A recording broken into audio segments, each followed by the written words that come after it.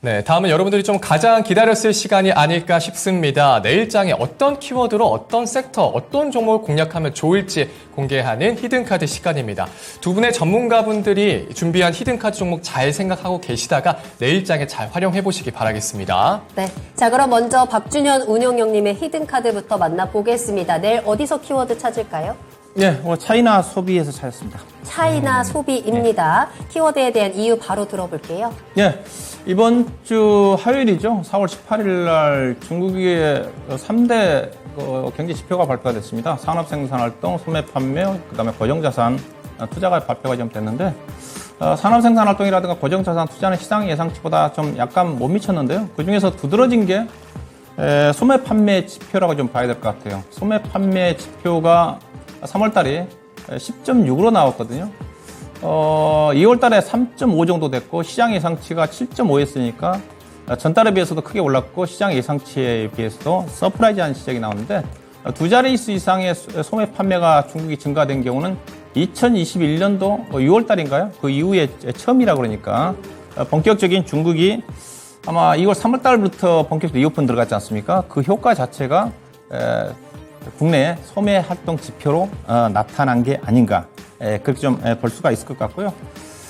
주요 소매 판매에 큰 영향을 미쳤던 것 자체가 외식 쪽이 무려 26% 정도 오래간만에 이제 밖에 외출해서 아마 외식을 많이 했던 것 같아요. 네. 그 다음에 크게 증가한 것 자체가 아무래도 밖에 많이 활동을 해야 되니까 의류 쪽이 18%, 그 다음에 화장품이 10% 정도 소매 활동 지표에 상승을 기여를 했다는 그런 지표라고 좀 봐야 될 것 같고요. 그래서 이 리오프닝 국면 쪽에서 초기 국면에서 가장 수혜를 크게 볼 수 있는 그런 종목에서 관심을 좀 찾아봐야 되지 않겠는가 그런 것 같아서 오늘 그 중에서 한 종목을 준비했습니다. 네. 중국의 리오프닝 효과에 국내 소매 활동 지표로 나타났다 말씀 주시면서 차이나 소비 키워드 가지고 나오셨는데요. 자, 그렇다면 어떤 종목들이 눈여겨보면 좋을지 후보 종목들 먼저 만나보겠습니다. 네, 네, 6가지 후보 키워드. 종목 바로 네. 만나보시죠. 네. 네. 지금. 자, 중국 소비에 대한 키워드 만나주셨고요. 그 가운데 후보 종목 6가지 바로 공개하겠습니다.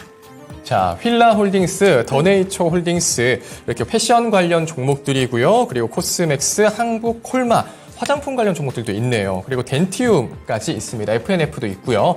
자, 이 중에서, 자, 운영형님, 어떤 종목일까요? 네, FNF를 가지고 나왔습니다. 자, FNF입니다. 자, FNF. 자, 어떤 이유에서 FNF를 선정을 해주셨을까요? 네, 일단은 앞서 뭐 중국 소비 관련해가지고 뭐 화장품이라든가 면세점이라든가 다 관심이 많은데 가장 증가폭이 컸던 게 제가 의류라고 그랬지 않습니까? 네. 그 중에서 이제 중국 현지에서 가장 의류 쪽의 판매 노출도가 가장 두드러진 회사가 FNF입니다.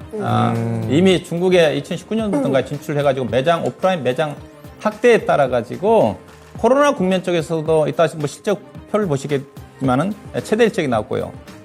중국의 리오프닝 증가에 따라가지고 올해 실적도 대폭적으로 좋아지지 않겠는가.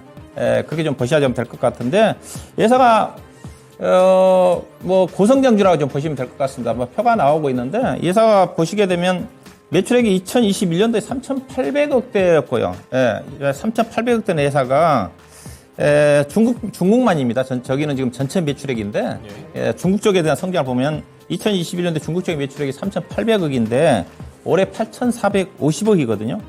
올해 8,450, 그러니까 2년 만에 거의 100% 이상 증가됐다고 좀 봐야 될 것 같고요. 이 회사 실적 자체도 대부분 다 이익 자체가 중국 쪽에서 오프라인 매장에서 나오고 있는 쪽이고 또 지속적으로 매장을 좀 확대를 하고 있어가지고 중국의 소비시장 확대, 앞서 얘기했듯이 의류가 큰 폭으로 증가했기 때문에 올해도 실적은 거의 답보가 좀 되지 않겠는가 뭐 그렇게 좀 보시면 될 것 같고요. 그 다음에 앞서 이제 중국의 소비 성장과 관련 종목도 화장품도 관심이 많고 의료기기도 있고 있지만은 면세점도 있지만은 예상 이제 별류를 다시 한번 표를 좀 보시게 되게 되면 지금 올해 예상되는 실적 기준의 PER이 10배거든요. 자기 자본 융일이 무려 50%입니다. 제가 성장성을 얘기를 할 때 ROE를 아까 카카오를 얘기를 했는데 50% 자기 자본이 50%가 우리나라 기업에서 없습니다. 거의 코스피 코스닥 시장 뭐 2,200, 300개 통틀어도 ROE 자체가 50% 넘어간 종목이 없어요. 그만큼 회사가 성장성이 뛰어나다고 보시면 될 것 같습니다. 다른 화장품이라든가 면세점 관련 종목들, 예컨대 아모레 퍼시픽 같은 경우는 PER이 30배, 40배가 넘는 회사고, 화장품 관련 종목들이 최근에 뭐 많이 내려왔지만은 중개 소비 성장주로 따진다면 가장 또 추이를 받을 수 있는 종목이고 고성장기이면서 가장 싼 주식이란 그런 어떤 관점에서 포인트를 좀 보시면 될 것 같고요.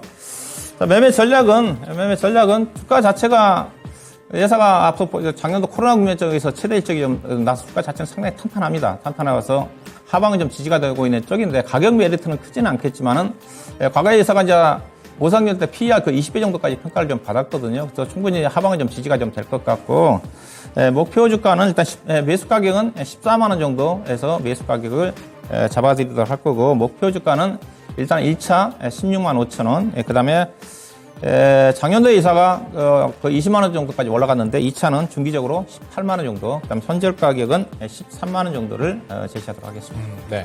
자, FNF 고성장주이면서 중국 쪽의 성장이 올해 2년 만에 100% 이상 성장을 했다고 말씀 주셨습니다. 대부분의 매출 중국에서 나오고요. 올해도 실적이 잘 나올 수 있다고 말씀 주셨으니까요. 네, 가격 전략 잘 확인해 보시기 바라겠습니다. 네.